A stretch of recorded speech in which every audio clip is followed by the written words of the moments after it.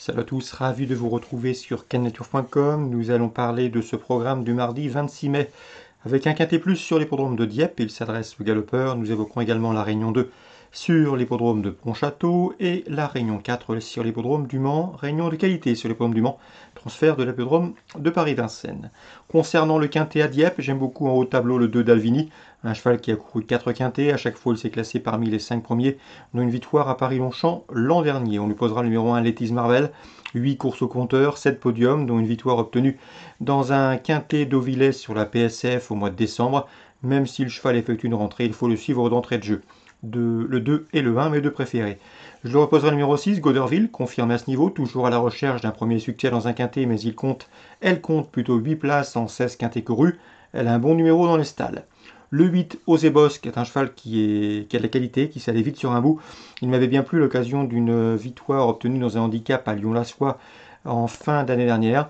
Ensuite, il s'est intercalé entre Lettice Marvel et Goderville. Attention à lui, sur un bout, il peut en inquiéter plus d'un.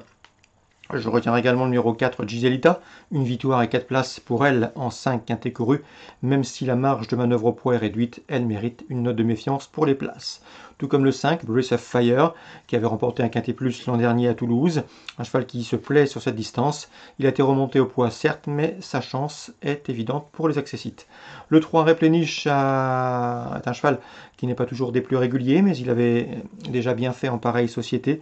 Et dans ce lot, je le pense capable de tirer son épingle du jeu, tout comme le 7 Babar, un cheval qui a été arrêté de juin 2019 à mai 2020. Il vient d'échouer pour sa course de rentrée dans un réclamé, mais il va monter en puissance et il a déjà montré le bout des naseaux à ce niveau. On s'en méfiera. Résumé chiffré pour ce quintet du mardi 26 mai, 2 As, 6, 8, 4, 5, 3 et 7.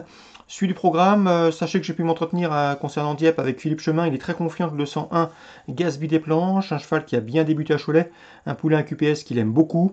D'après lui, le cheval va lutter pour les premières places. Il serait déçu de ne pas figurer sur le trio. Dans le trio, le 201 Gatsby des Planches. On lui posera le 202 Garde Royale, qui compte 2 places de deuxième en autant de courses courues et qui visera un premier succès. Attention également au 210.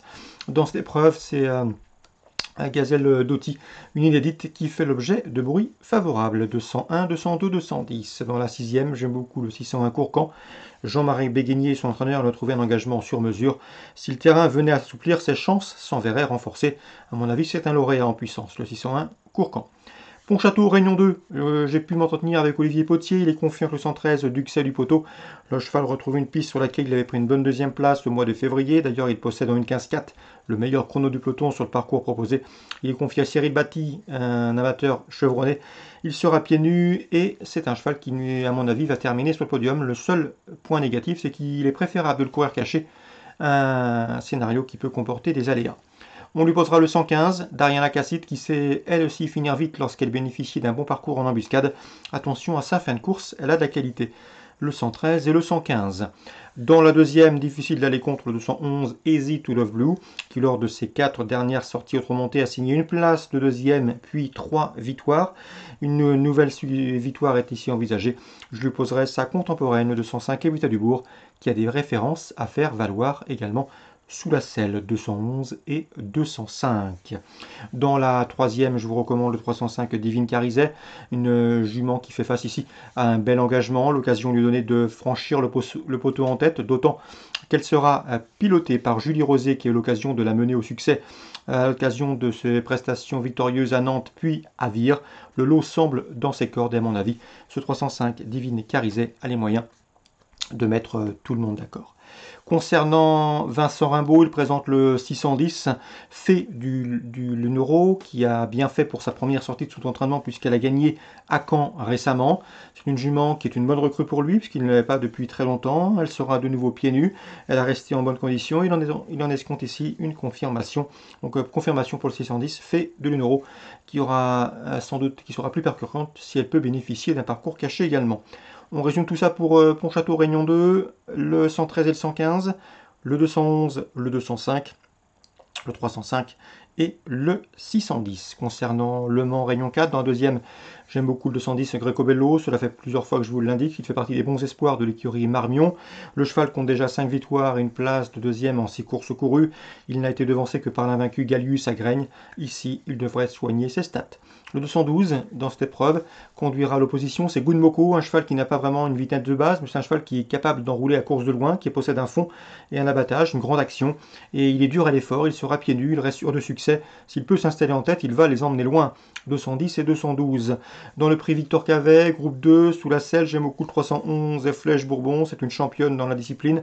Elle compte déjà plusieurs succès automontés, dont ceux obtenus dans les groupes 1, prix du président de la République ou encore prix des élites. Elle s'annonce une nouvelle fois difficile à déloger. Le 311 Flèche Bourbon. Je lui poserai le 308 Flicka de Blary, elle aussi a des références automontées. Déjà 12 podiums pour elle en 20 courses courues sous la selle.